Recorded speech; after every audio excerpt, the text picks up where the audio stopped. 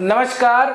अगर आपका जो नाम है अगर पी अक्षर से शुरू होता है, पी अल्फाबेट से शुरू होता है, पा पी पू या ठ अक्षर से भी शुरू होता है तो ये वीडियो आपके लिए है। एक ज़रूरी सूचना मैं आप लोगों को बता दूं जो आप लोगों ने थंबनेल के ऊपर भी देखी होगी। क्या होता है कि हम जब मृत्यु की या काल की गणना करते हैं, ज्योतिष में कई सारे ऐसे सूत्र दिए हुए हैं, तो उनमें हम बेसिकली सबसे प्राइमरी 8वें और 12वें भाव को उठाते हैं। 8वें और 12वें भाव के अंदर अगर ये जो स्वामित्व है क्रूर ग्रहों का हो, पापी ग्रहों का हो, शनि का भी अगर कोई संबंध बन रहा हो और इनकी अगर युति हो जाए तब स्थिति थोड़ी सी भयावह हो जाती है। 8वें भाव का स्वामी मंगल बनता है आप लोगों के लिए, जो कि तीसरे भाव का भी स्वामी है।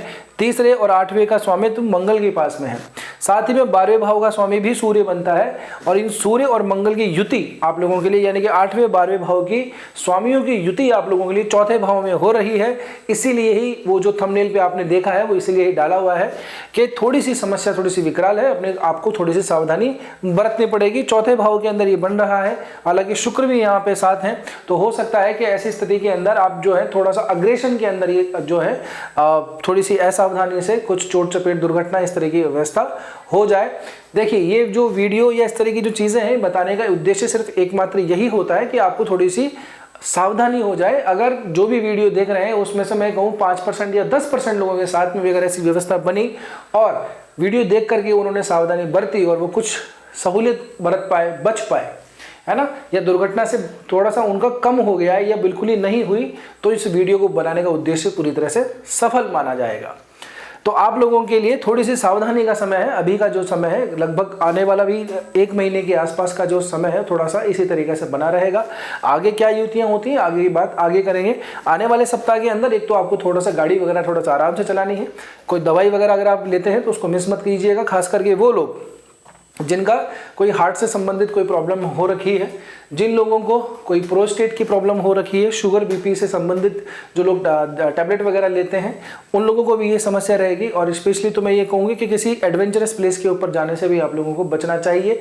वैसे ये समय दिसंबर का है, घूमने फिरने का समय है, लोग जाते हैं एडवेंचर वगैरह करते हैं। आपके 12वें भाव के अंदर यात्रा भाव के अंदर केतु ऑलरेडी विराजित है और वो 8वें भाव के स्वामी के साथ में यहाँ का जो मालिक है सूर्य आपके चौथे भाव में युति कर रहा है, सुख भाव में युति कर रहा है। घरेलू चीज़ों के अंदर मतलब घरेलू जो शांति होती है उस जगह को भी हम चौथे भाव से ही देखते हैं।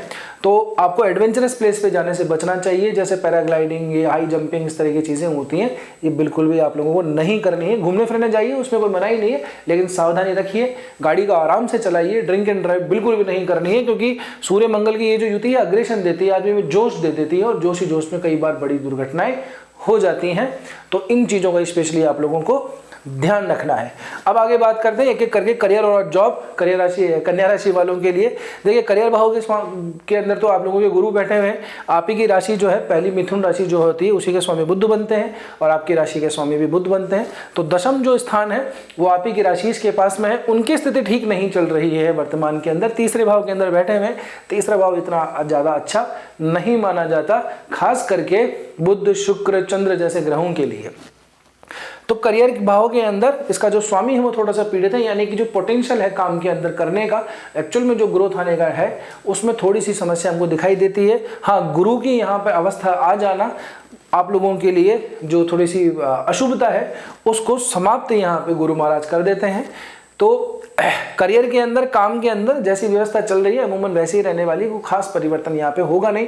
परिवर्तन एक ये हुआ है कि यहाँ से शुक्र जो है सीधी सीधी दृष्टि डाल रहे हैं आप लोगों के दशम भाव के ऊपर। और अगर आप देखेंगे तो द्वितीयेश और नवमेश शुक्र ही बनते, तो शुक्र की यहाँ पे शुभ दृष्टि गुरु के ऊपर, गुरु की शुभ दृष्टि तीनों ग्रहों के ऊपर, सूर्य मंगल और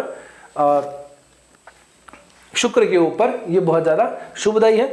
तो आप लोगों के घर के काम के अंदर यानी कि आपके ऑफिस के अंदर आपका अगर कोई ओन खुद का कोई बिजनेस है, कोई दुकान भी चलाते हैं तो ठीक ठाक या अच्छी वाली कोई विजिट आ सकती है, ये ज़रूर मैं आप लोगों को बता दूं। और ये कब होगा? ये होगा शुरुआती चरण के अंदर ही होगा, यानी कि 22 दिसंबर का जो दिन आएगा, क्योंकि चंद्रमा भी यहाँ पे गोचर कर रहे हैं। चंद्रमा आपके लाभेश हैं, लाभेश चौथे में गोचर करे। ये जो भाव है नैसर्गिक रूप से इसका कारकत्व चंद्रमा के पास ही है। तो चंद्र मंगल शुक्र और सूर्य, इन 4 ग्रहों की यहाँ पे युति हो रही है। तो 22 दिसंबर का दिन स्पेशली वर्किंग प्लेस के लिए इंपॉर्टेंट रहने वाला है। वैसे भी वो मंडे है, तो हो सकता है सोमवार को कोई बड़े बॉस की या किसी सीनियर की आपके यहाँ पे विजिट हो जाए, तो अपने काम से उनको इम्प्रेस करने का पूरा प्रयास कीजिएगा। आगे बात करते हैं जॉब वगैरह की। तो जॉब के अंदर तो जैसे कोई नया काम अगर आप कोई ढूंढ रहे हैं, जो व्यक्ति नई जॉब तलाश रहे हैं, उन लोगों के लिए ये जो समय है ये भी जो है मैं कहूँगा कि मंगलकारी है, अच्छा ही है। तो आप लोगों को एफर्ट करने चाहिए, क्योंकि नवमेश जो है जाकर के चौथे में बैठे हैं, बहुत बढ़िया एक ये योग बनता है। तो आप लोगों को ट्राई ज़रूर करना चाहिए, जहाँ तक है बात बन जानी चाहिए। बिजनेस की बात करें, व्यापार की बात करें, तो आपके जो स्वामी है व्यापार भाव के दशम भाव में गए हुए हैं, तो आप लोगों की तो क्या देखो, जब से गुरु यहाँ पे आए होंगे ना नवंबर से 10-11 तारीख के आसपास से, तब से क्या स्थिति आप लोगों की ठीक ही चल रही होगी, काम में ग्रोथ ही हो रही होगी। और अगर ऐसा है तो ज़रूर कमेंट करके आप लोगों को बताना है। अब यहाँ पे शनि महाराज बैठे हुए हैं, तो शनि अपना इम्पैक्ट तो देंगे ही। अब चंद्रमा का गोचर होगा आप लोगों के यहाँ पे 28 दिसंबर को। 28 दिसंबर का शनि चंद्रमा के साथ में जब युति बनेगी तो थोड़ी सी परेशानी आ जाएगी। शनि चंद्रमा की युति इतनी अच्छी नहीं मानी जाती, विष योग बनाती है ये। तो अपने काम धंधे के अंदर अपनी जगह के ऊपर थोड़ी सावधानी बरतिएगा, कोई सेफ्टी का थोड़ा ध्यान रखिएगा, कोई चोरी वगैरह भी होने की पूरी संभावना यहाँ पे दिखाई देती है। और सीसीटीवी वगैरह अगर नहीं लगा रखें तो उनको एक बार थोड़ा सा चेक कर लीजिएगा, नहीं लगा रखें तो लगवा लीजिए, क्योंकि इस तरह की जब युतियाँ आती हैं तो व्यक्ति को दिक्कत आती है, स्पेशली काम धंधे के अंदर। और आपका जो दाम्पत्य जीवन है उसमें भी छोटी मोटी लड़ाई झगड़े, कुछ बातें स्ट्रेस वगैरह हो सकती हैं। तो छोटी मोटी बातों को स्ट्रेच मत कीजिएगा, फैलाइएगा मत, नहीं तो बात आगे बढ़ सकती है। सूर्य मंगल की इस तरह की जो युतियां हैं व्यक्ति में अग्रेशन देती है, जोश देती है, उन्माद देती है, वीरता देती है, पराक्रम देती है, लेकिन साथ साथ में अहंकार दे देती है। ईगो क्लैशेस भी व्यक्ति के अंदर आ जाते हैं। तो अपनी भावनाओं को, अपने अहम को दबा के रखिएगा, नहीं तो व्यवहार जो है वो थोड़ा सा आपका लोगों के लिए कटु हो सकता है और उससे बिहेवियर के मामले के अंदर देखें तो रिश्ते थोड़े से बिगड़ सकते हैं। वैसे भी ये चौथे भाव के अंदर बन रही, तो अपनी मम्मी से, अपनी माताजी से भी स्पेशली सॉफ्ट टोन के अंदर ही बात कीजिएगा। बहुत ज़्यादा आप जो है कुछ ऐसा ना हो कि आप टेंशन में हो, परेशानी में हो और अपना जो गुस्सा है वो कहीं उधर निकल जाए, तो उससे क्या बात बिगड़ ही जाएगी, कोई ज़्यादा आपको इससे लाभ नहीं मिलने वाला। आगे बात करें वेल्थ और प्रॉपर्टी की, तो वेल्थ और प्रॉपर्टी के मामले में भी अगर मैं बात करूं तो खर्चे का भाव का स्वामी, व्यय भाव का स्वामी बैठा आ गया है यहाँ पे, तो स्थिति ठीक ठाक है, इतनी कोई खराब नहीं है।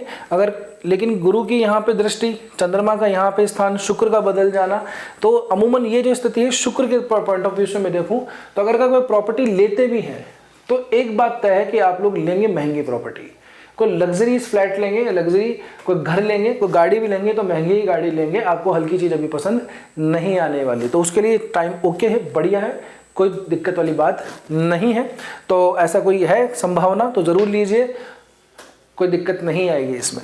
आगे बात करें मैरिज और रिलेशनशिप की, तो मैरिज और रिलेशनशिप के अंदर तो बात करें आपके, देखिए पंचम भाव का जो स्वामी है वो बैठा हुआ है सप्तम के अंदर, और सप्तम भाव का स्वामी गया हुआ है दशम के अंदर।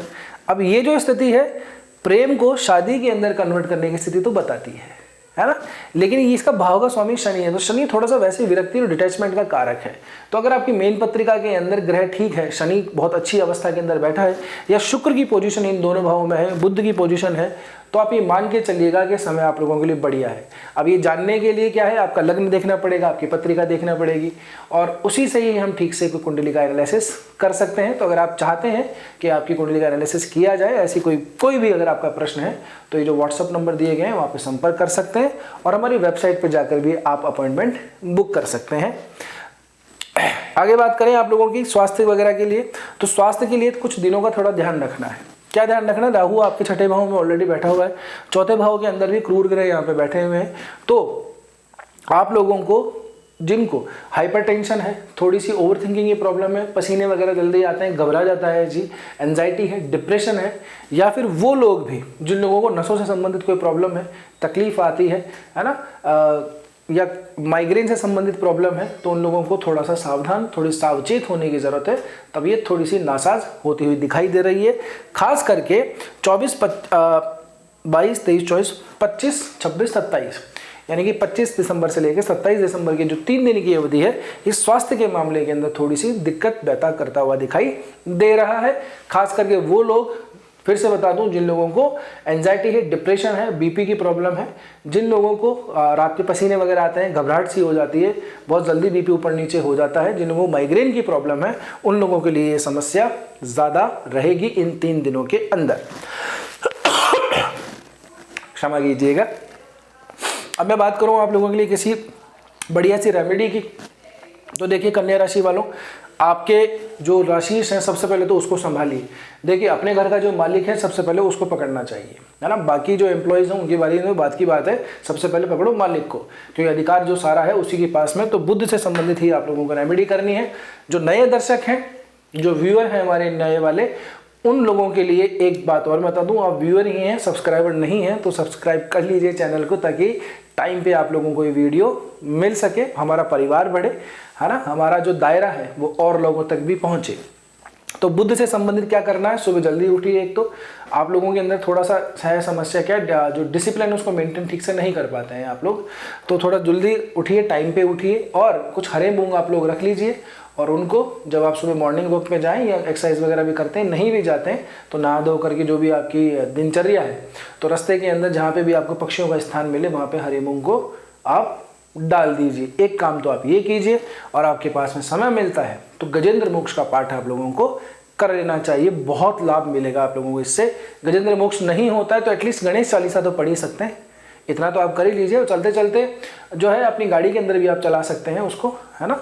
तो ये थोड़ा सा काम कीजिए, गणेश जी की तरफ थोड़ा सा अपना झुकाव बढ़ाइए, जो जा रहे हैं उसको थोड़ा सा कंटिन्यू कीजिए, गजेंद्र मोक्ष की तरफ आप थोड़ा सा बढ़िए। और स्पेशली अगर आपको चाहिए तो कमेंट जरूर कर दीजिएगा, तो मैं आपको गणेश जी से संबंधित कोई मंत्र जो है वो आपको बता दूंगा। तो उम्मीद करता हूँ आप लोगों को आज का वीडियो पसंद आया होगा। वीडियो पसंद आया तो देखिए, सिर्फ सब्सक्राइब करने से ये बात नहीं बनेगी, एक तो लाइक तो आप कर देते हैं बिना कहे, ये बहुत अच्छी बात है, इसको शेयर भी कर दीजिए। एक और चीज़ है जो आप लोगों को पता होगी कि आपको वीडियो को हाइप भी करना है। नया एल्गोरिदम आजकल यूट्यूब का चल रहा है, तो सही बात सही लोगों तक पहुँचे, जो लोग इस वीडियो से लाभ ले सकते हैं उनको भी वो चीज़ पहुँचे, इसके लिए वीडियो को हाइप ज़रूर आप लोगों को कर देना है। बस आज के वीडियो में इतना ही, मिलते हैं अगले वीडियो के अंदर। तब तक के लिए स्वस्थ रहिए, मस्त रहिए, अपनों और अपनों का ध्यान रखिए। आपके अच्छे स्वास्थ्य की, लंबी आयु की कामना करते हुए, जय श्री कृष्णा, जय श्री राम।